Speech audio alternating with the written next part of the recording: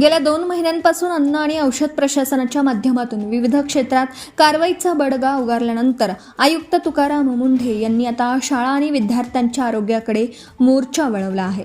महाराष्ट्रातील शाळांमध्ये मिळणारा माध्यान्ह आहार, वसतिगृह आणि कॅन्टीनमधील आहार पूर्णपणे सुरक्षित, सकस आणि न्यूट्रिशनयुक्त असावा यासाठी save food for every child in Maharashtra ही मोहीम लागू करण्याचे आदेश देण्यात आले आहेत. पत्रकार परिषदेत माहिती देताना तुकाराम मुंढे यांनी स्पष्ट केलं की राज्यातील 1 लाखाहून अधिक शाळांमध्ये 2 कोटीहून अधिक विद्यार्थी शिक्षण घेत आहेत.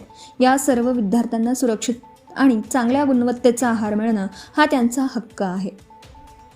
शाळांमधील आहारासाठी FSSAI परवाना अनिवार्य.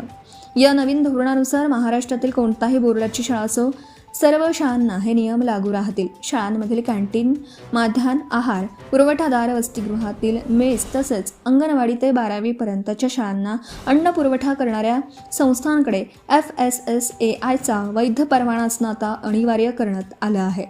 FSSAI परवाना असलेल्या पुरवठादारांकडूनच अन्न घेता येईल.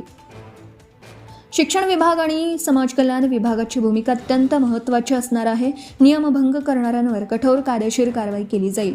2020च्या नियमावलीची अंमलबजावणी 2021 पासून सुरू झाली आहे. त्याची आता अधिक कडक स्वरूपात अंमलबजावणी केली जाणार आहे. या सर्व प्रक्रियेचा दरमहा आढावा घेतला जाईल असंही तुकाराम मुंढे यांनी स्पष्ट केलं. Subscribe now and press the bell icon. Never miss an update.